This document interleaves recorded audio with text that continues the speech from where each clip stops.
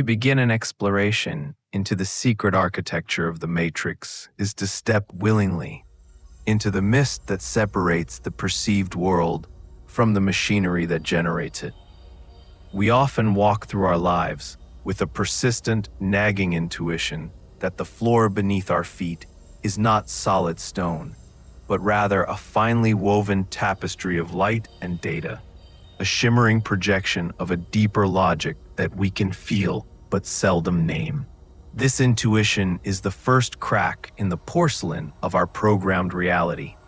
The moment the soul begins to suspect that the fate we so often lament or celebrate is not a divine decree or a random roll of cosmic dice, but a sophisticated software of the spirit, we find ourselves standing at the precipice of a vast, invisible cathedral, an architecture built not of bricks, but of probability, frequency, and the silent, pulsing rhythms of a grand design that operates just behind the curtain of our waking consciousness. This is the starting point of our journey, the recognition that the world is a scripted masterpiece, and we have been, until now, merely the actors reading lines we did not write, moving through sets we did not design, and yielding to a gravity that is more psychological than physical. Imagine, if you will, a loom of infinite proportions suspended in the silent void between stars. This loom does not weave silk or wool, but the very fabric of time, causality, and human experience. Every choice we make, every breath we take, and every encounter that seems like a stroke of luck or a curse of misfortune is a thread being pulled through the needle of this celestial mechanism. We call this mechanism the Matrix, not as a reference to cinematic fiction, but as a metaphor for the complex, self-sustaining system of belief, biology, and social engineering that governs the human animal. The secret architecture of this system is designed to be invisible precisely because it relies on our participation to function. Like a dream that dissolves the moment the dreamer becomes aware they are dreaming, the Matrix requires our total immersion. It demands that we believe in the absolute reality of its boundaries. For if we were to see the code, the underlying geometry of fate, the illusion would lose its grip, and the scripted life would give way to something far more terrifying and beautiful. True sovereignty. When we speak of fate being programmed, we are acknowledging that the trajectory of a human life is rarely the result of unadulterated free will. Instead, it is the output of 1,000 silent inputs, from the ancestral echoes carried in our DNA to the linguistic structures that shape our thoughts. We are born into a pre-existing lattice. This lattice determines the frequency of our expectations, the limits of our ambitions, and the inevitable return of certain patterns in our relationships and our failures. We often mistake these repetitions for destiny, looking at the wreckage of a recurring mistake and sighing that it was simply meant to be. But the secret architecture reveals a different truth. These are not decrees from a distant God, but subroutines in a complex energetic field. To understand the programming is to realize that the inevitable is merely a default setting. The architecture is sturdy, yes, but it is not immutable. It is a logic gate that can be reconfigured, a script that can be edited, provided one learns the language in which the original commands were written. The feeling of being stuck in a life that does not belong to you is the primary symptom of living within the unexamined architecture. It is the friction between the infinite potential of the human spark and the rigid constraints of the programmed world. We move through our days in a state of high-fidelity trance, reacting to stimuli that have been calibrated to keep us within a specific bandwidth of experience. This bandwidth is the comfort zone of the Matrix. It is where the energy of the masses is harvested, stabilized, and recycled. Within this zone, fate feels like a heavy weight, a series of walls that define our identity. We are told who we are by the mirrors of society, the echoes of our parents, and the relentless hum of the digital landscape. These are the pillars of the architecture, the invisible beams that hold up the ceiling of our reality. Yet, the very fact that we can sense these boundaries suggests that there is a we that exists outside of them.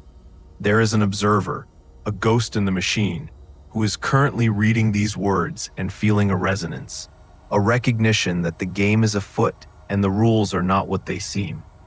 To hack this architecture is not an act of digital sabotage, but a profound spiritual insurgency. It is the process of de-identifying with the persona that the Matrix has crafted for us. It requires us to look at our lives not as a series of random events, but as a deliberate curriculum designed to test the strength of our awakening. Every challenge, every glitch in our personal reality is an opportunity to see the code.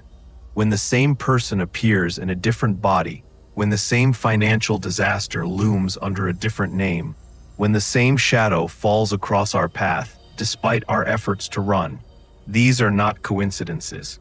They are calls to the programmer within. They are the system's way of showing us where our internal architecture is flawed, where we have surrendered our power to the script. To hack the system is to stop reacting to the shadow and to start addressing the light source. It is to move from the effect to the cause, from the creature to the creator. As we peel back the layers of this secret architecture, we must be prepared for the vertigo that comes with losing a false sense of security. There is a strange comfort in being a victim of fate. It absolves us of the terrifying responsibility of our own creative power.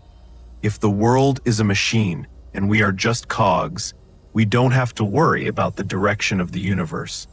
But if the world is a reflection and we are the projectors, then every moment becomes a heavy, sacred choice. The architecture of the Matrix is designed to hide this responsibility from us, offering instead a menu of prepackaged identities and pre-written destinies.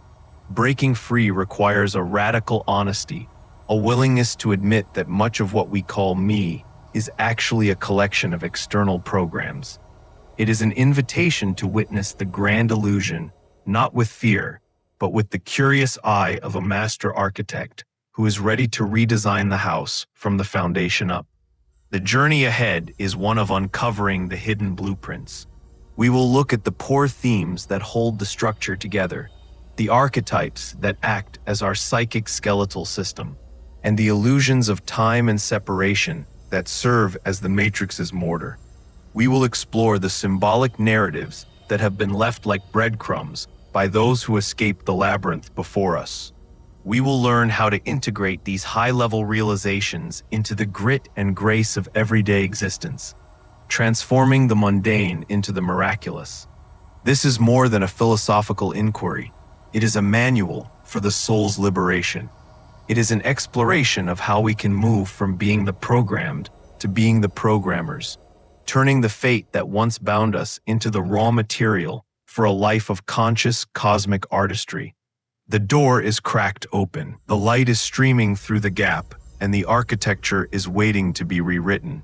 To understand the secret architecture of the Matrix, one must first confront the fundamental pillars upon which the illusion of fate is constructed. The most pervasive of these pillars is the concept of linear time, a master script that forces the vast multidimensional nature of the human spirit into a narrow, sequential tunnel. In the programmed reality, we are taught to perceive ourselves as being chased by a past we cannot change and racing toward a future we cannot see. This creates a perpetual state of anxiety, a vibration of lack that the Matrix utilizes as its primary fuel source. When we are bound by the clock, we are easily controlled. Our energy is harvested through our regrets and our fears. Yet the secret architecture reveals that time is not a river flowing in one direction, but a stagnant ocean of infinite potential. Your every now contains the seeds of every then. The program of fate relies on our belief in the irreversibility of the past, but the hack lies in the realization that by shifting our internal frequency in the present moment, we effectively rewrite the metadata of our entire timeline. We are not victims of what happened. We are the current observers of a data set that remains fluid until we freeze it with our convictions. Intertwined with the illusion of time is the theme of separation, the foundational code that tells us we're island universes, disconnected from the other and the environment. This binary logic of me versus them is the binary code of the matrix. It generates the friction necessary to keep the system in motion. By perceiving ourselves as separate entities, we become susceptible to the programming of competition, scarcity, and protectionism. We view the events of our lives as external forces acting upon us, rather than as reflections of our own internal geometry. The architecture of the matrix is designed to obscure the mirror principle, which suggests that the external world is a high-fidelity feedback loop. Every person we encounter and every obstacle we face is a projection of a specific subroutine within our own consciousness. When we believe in separation, we spend our lives trying to change the reflection in the mirror rather than changing the face that looks into it. To hack this concept is to accept the radical unity of the field, understanding that fate is simply the name we give to the reflections we do not yet recognize as our own. Central to this structural illusion is the concept of the archetypal script. Within the matrix, there are predefined roles: the victim, the hero, the martyr, the outcast, that act as psychic templates. Most individuals do not create their own identities. They simply slot into an existing archetype provided by the cultural and ancestral database. These archetypes are powerful because they come with pre-programmed trajectories. If you accept the role of the victim, the matrix will dutifully provide you with a lifetime of villains to validate your script. This is the programming of fate at its most cynical. It offers us a sense of belonging in exchange for our creative autonomy. We feel at home in our suffering because it is a recognizable pattern, a familiar room in the secret architecture. Breaking this theme requires the courage to become nobody, to strip away the comfort of the scripted persona and stand in the void of pure potentiality. Only when the archetypal mask is removed can the true architect begin to draw a new design. Another core pillar is the law of frequency, which the matrix masks under the guise of luck or circumstance. The architecture is essentially a resonance chamber. It does not respond to what we want. It responds to what we are. The program is calibrated to match our dominant energetic signature. If a person carries the frequency of unworthiness, the secret architecture will manifest physical realities that resonate with that frequency: denied opportunities, broken relationships, or systemic struggles. The fate of being unlucky is actually just a persistent energetic broadcast being answered by a perfectly tuned receiver. The matrix is a neutral system in this regard. It is not evil, but it is relentlessly efficient. It mirrors back our internal state with mathematical precision. To hack this, one must learn the art of signal overriding, consciously cultivating an internal state that contradicts the current external evidence. By maintaining a frequency of abundance in the midst of apparent lack, the programmer creates a glitch in the matrix that forces the physical architecture to reorganize itself to match the new signal. We must also consider the theme of the consensus reality, the collective agreement that stabilizes the matrix. This is the gravity of the social mind. Because millions of people believe in the same limitations, the necessity of aging, the difficulty of wealth, the inevitability of conflict, these beliefs create a dense, solidified field of probability. It is much harder to hack the architecture when the people around you are constantly reinforcing the original code. This collective programming acts as a firewall, discouraging individual awakening through the fear of ostracization or insanity. The secret architecture uses social pressure as a self-correcting mechanism.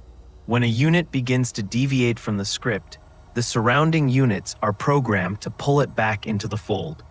Understanding this concept is vital because it highlights that hacking the matrix is often a solitary endeavor, requiring one to trust their internal compass over the collective GPS of the world.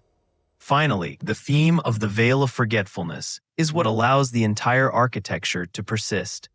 We enter this system with a clean slate of conscious memory, having forgotten our status as the original designers. This amnesia is essential for the Fate program to have any emotional weight. If we knew it was a game, we wouldn't play with the necessary intensity. The Matrix provides a high-stakes environment where the illusion of loss and death creates a profound sense of urgency. This urgency is the juice that powers the simulation. However, the architecture also contains Easter eggs, moments of satori, déjà vu, or profound synchronicity that are designed to bypass the analytical mind and speak directly to the dormant programmer within. These are the backdoors in the code. The core theme of our awakening is the recovery of this lost memory, the realization that we are not the characters in the story, but the authors who have fallen asleep at the desk and begun to dream the narrative as if it were real. The secret architecture is not a prison of iron, but a prison of ideas. It is held together by the cement of our unexamined assumptions. When we begin to question the nature of time, the reality of separation, and the validity of our scripted roles, the walls of the Matrix begin to thin. We start to see the grid lines beneath the sunset. We realize that the fate we feared is actually a series of suggestions, a recommended path that we are free to ignore. The core concepts of the Matrix are the rules of the game, and like any set of rules, they are only binding as long as you agree to play. The moment you step off the board and look at the geometry of the game itself, you have already begun to hack the system. You are no longer a piece being moved by an invisible hand. You are the hand, the piece, and the board itself, beginning the slow and glorious process of remembering your own power. To truly grasp the secret architecture of the Matrix, we must move beyond the cold logic of code and enter the realm of the mythic. For the soul speaks in the language of symbols. Imagine a kingdom where every citizen is born with a silver blindfold fused to their temples. From birth, they are told that the world is a dark, cold place of narrow corridors and sharp edges.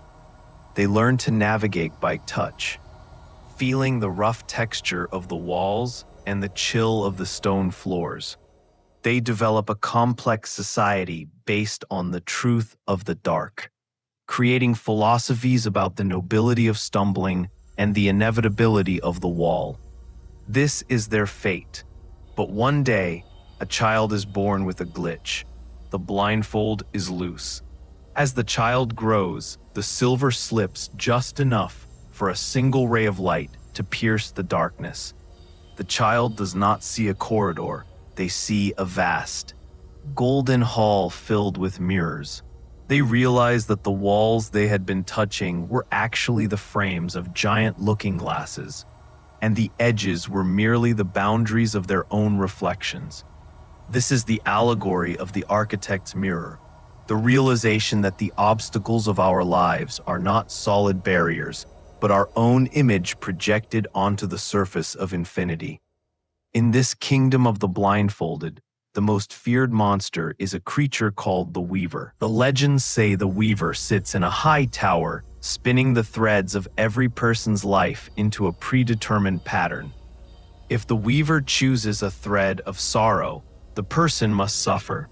If a thread of gold, they shall prosper. The people live in a state of constant supplication, trying to appease the Weaver so their pattern might be kind. However, the child who can see eventually finds the stairs to the high tower and flings open the door, expecting to find a cruel tyrant. Instead, they find a room filled with nothing but light and a loom that is entirely automated. There is no Weaver. The loom is simply a sophisticated machine that takes the scent of the person's breath, their internal essence, their secret beliefs, their silent fears, and uses it as the blueprint for the weave. The fate was never being handed down from above. It was being exhaled from within. The person was the weaver all along, dreaming of a tyrant so they wouldn't have to face the terrifying freedom of the loom. Another narrative that illuminates our predicament is the story of the gilded cage and the key of forgetfulness. Consider a bird that has lived its entire life in a cage so large it feels like a forest. The bars are painted to look like trees, and the ceiling is painted to look like the sky. The bird is happy because it has food and safety, but it has a nagging feeling that it was meant for something more than hopping from branch to branch. One day, a great storm rattles the cage, and a small golden key falls from the sky and lands on the floor. The bird looks at the key, but does not know what it is for, because it has forgotten that it lives in a cage. It treats the key as a toy, a curiosity to be pecked at. The Matrix is this gilded cage, and the key is our own latent divine spark, the hacking capability. The tragedy of the programmed life is not that we are imprisoned, but that we have been given the key 1,000 times and used it only as a decoration. We have integrated the glitches into our comfort zone, treating moments of profound awakening as mere coincidences or strange dreams before returning to the safety of our painted trees. There is also the parable of the two rivers.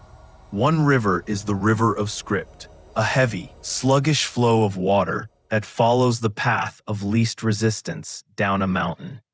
It is predictable, following the same grooves worn into the earth over eons. Most souls are dropped into this river and are carried along by its momentum, mistaking the current for their own will. The second river is the river of fire, which flows uphill.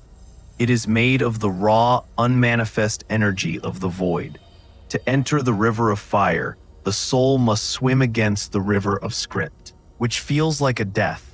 It requires the dissolution of everything the Matrix has taught them to value.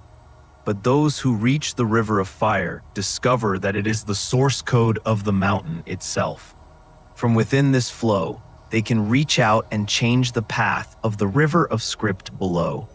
They become hacks in the system, beings who are in the world but not of it, who walk through the programmed landscape but are fueled by a sun that never sets. They realize that the mountain is not a physical place, but a mental construct, and the rivers are simply different states of awareness. Finally, we must look at the myth of the constant mask. In a distant world, everyone wears a mask that they believe is their actual face. These masks are crafted by the great sculptor, the personification of the Matrix's social and biological programming.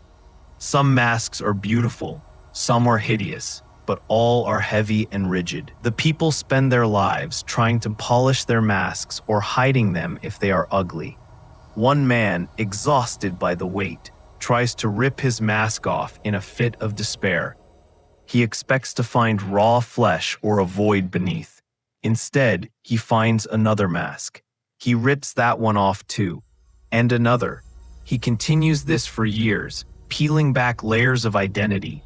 The mask of the son, the mask of the worker, the mask of the success, the mask of the failure.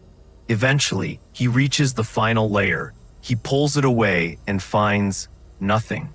Not a vacuum, but a radiant, shapeless light that can take any form it chooses. He realizes that the fate of his mask was only real as long as he refused to peel it. By reaching the nothingness at the center, he gains the power to wear any mask he wishes without ever being fooled by it again. He has hacked the ultimate program, the program of the self. These stories are not mere fantasies. They are maps of the invisible terrain we inhabit. The secret architecture of the Matrix relies on us staying in the dark hall, fearing the weaver, playing with the key, drifting in the river of script, and polishing our masks. The symbolic narrative teaches us that the hack is always an act of inward defiance. It is the refusal to accept the surface level of the story as the final truth. When we look at the world through this symbolic lens, we see that every problem in our lives is actually a character in a play, designed to provoke a specific realization. The fate of the hero is only tragic if the hero believes they are the character. If the hero remembers they are the actor, the tragedy becomes a performance, and the performance becomes a path to mastery. We are the authors of a cosmic drama that we have forgotten we are writing. And the architecture of the Matrix is simply the stage upon which we rediscover our own voice. To translate the ethereal whispers of cosmic architecture into the language of the tangible, one must begin to view everyday life as a high-fidelity interface. The transition from being a passive observer of fate to an active hacker of the Matrix does not require a retreat into a mountain cave, but rather a radical shift in how we engage with the mundane. The first practical implication of understanding this secret architecture is the mastery of the feedback loop. In the programmed world, we are conditioned to believe that when a door closes, be it a lost job, a failed relationship, or a missed opportunity, it is a sign of external rejection or bad luck. However, the practitioner of the hack recognizes this not as a dead end, but as a system notification. The Matrix is simply informing you that the current frequency of your thoughts and actions is incompatible with the destination you desire. Instead of banging on the closed door, the conscious architect pauses to adjust their internal settings. They look for the bug in their own code, perhaps a deep-seated belief in unworthiness or a hidden fear of success, and they rectify the internal state until the external environment is forced to reconfigure its geometry to match the new input. This integration leads to the practice of emotional decoupling, which is the cornerstone of real-world sovereignty. The Matrix thrives on our reactive energy. It feeds on the spikes of adrenaline and cortisol that occur when we are triggered by the scripted events of our day. When we react with the same anger or despair that we have used for decades, we are essentially clicking accept on the fate program, reinforcing the same neural and energetic pathways. To hack this, one must cultivate a sacred gap between the stimulus and the response. In this gap, we reclaim our power. By choosing a neutral or even a curious response to a traditionally negative event, we introduce a glitch into the system's predictable flow. We stop being a reliable component in the Matrix's energy harvesting cycle. Over time, this practice of non-reaction thins the veil, making the world feel less like a solid, threatening reality and more like a fluid, responsive simulation that yields to the presence of a steady mind. Real-world implications also manifest in the way we handle the concept of scarcity, one of the most deeply embedded subroutines in the human program. The architecture of the Matrix is built on the illusion of limited resources to keep the units in a state of competition and survival. Hacking this requires a practical application of the law of sufficiency. This is not mere positive thinking, which often acts as a superficial patch over a deep-seated bug. Rather, it is the deliberate act of acting from a state of wholeness before the evidence of that wholeness appears in the physical grid. It involves making small, symbolic gestures of abundance, giving away something you fear losing, or investing time in a creative pursuit that offers no immediate utility. These acts are code breaks.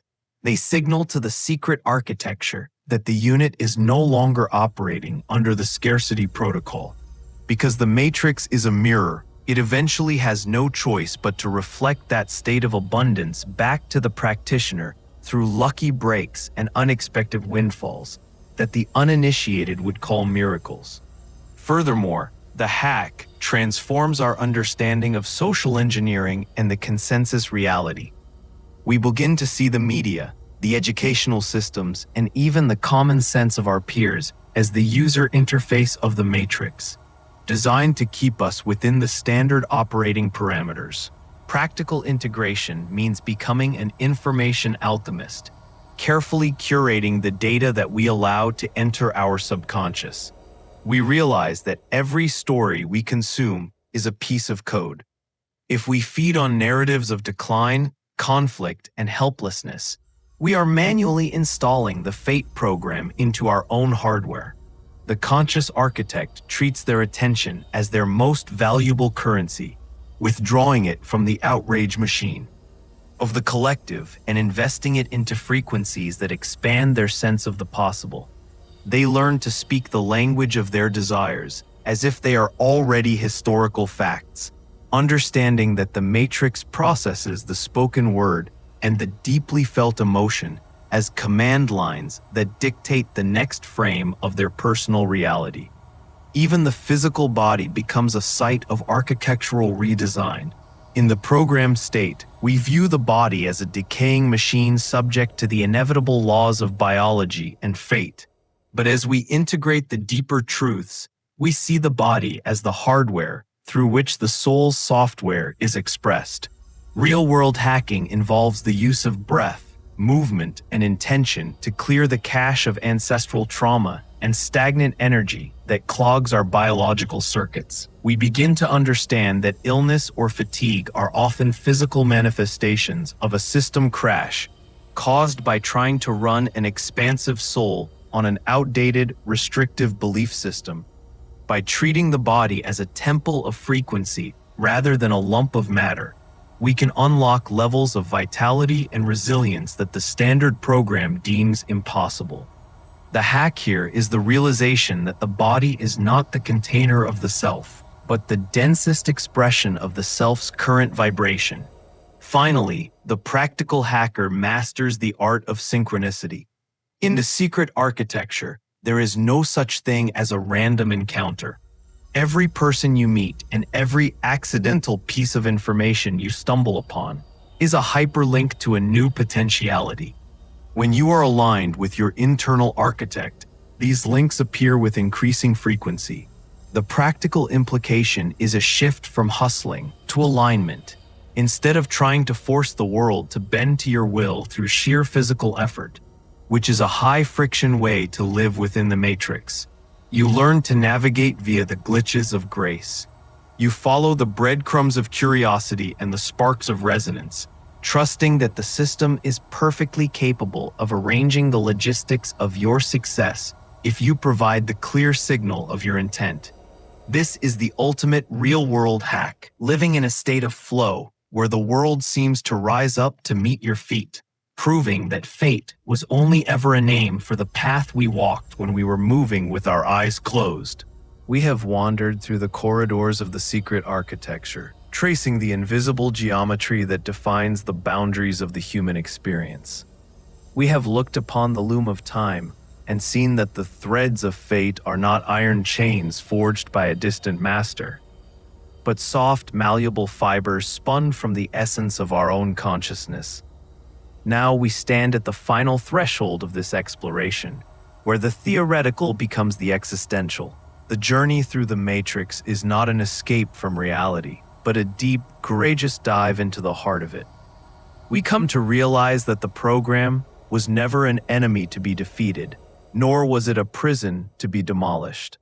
Rather, it was a rigorous and beautiful training ground, a holographic gymnasium designed to push the soul against the resistance of its own shadows until it grew strong enough to reclaim its creative birthright. The secret architecture is a masterpiece of divine engineering that serves one ultimate purpose: to act as a mirror until the observer finally recognizes themselves in the glass. To reach the conclusion of this narrative is to accept a quiet, yet world-shaking transformation. You can no longer look at the world and see a random collection of tragedies and triumphs. You can no longer hide behind the comforting veil of being a victim of circumstance or a byproduct of your past. The hack has already begun the moment you entertain the possibility that your life is a scripted reality awaiting your edit. This realization is a weight, yes, but it is the weight of wings. It is the heavy responsibility of knowing that every thought you harbor is a brushstroke on the canvas of your tomorrow, and every emotion you sustain is a command entered into the cosmic console. The architecture of the matrix is currently responding to your presence. It is shifting in real time, reorganizing the probabilities of your future based on the subtle shift in your perception that has occurred during this very immersion. The transformational call is not a call to do more, but to be more. It is an invitation to step out of the frantic doing that characterizes the programmed life, the endless chasing of symbols, the desperate climbing of ladders that lean against the wrong walls, and to enter the stillness of the architect. In that stillness, you find the source code. You find that the most powerful hack available to a human being is the radical act of self-remembrance. It is the daily, hourly practice of looking at the challenges in your path and asking, what frequency within me called this shadow into form? And then having the audacity to change that frequency.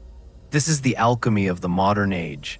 It is the process of turning the lead of a scripted destiny into the gold of a conscious life. It is the realization that you are not a guest in this reality. You are the host, and the Matrix is simply the house you have built to house the mystery of your own evolution. As you move back into the world of form, carry with you the eyes of the one who sees the grid.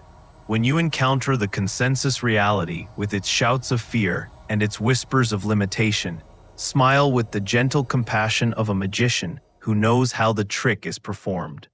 You are no longer bound by the gravity of the collective mind because you have touched the weightlessness of the void. You are a sovereign unit, a localized point of the infinite that has decided to play the game of fate with the deck stacked in favor of awakening. The glitches you once feared, the sudden disruptions, the unexpected endings, will now be seen as the system's way of clearing space for a more expansive design. You are the hacker who has found the back door, the dreamer who has realized they are dreaming, and the actor who has finally begun to improvise. This is the end of the narrative, but it is the beginning of your authorship. The secret architecture of the Matrix is waiting for your next command. The loom is still, the mirror is clear, and the pen is in your hand. The only question that remains is what kind of world you will choose to program today. Will you return to the comfort of the old script, or will you dare to write a story that makes the stars themselves lean in to listen? The fate you once feared is gone, dissolved in the light of your awareness. In its place stands a vast, open horizon of pure potentiality, where the only laws are the ones you choose to uphold, and the only limits are the ones you have the courage to outgrow. Step forward into the architecture of your own making, for the Matrix is no longer a prison. It is your playground, your laboratory, and your masterpiece. The code is yours. The world is waiting. The awakening is complete.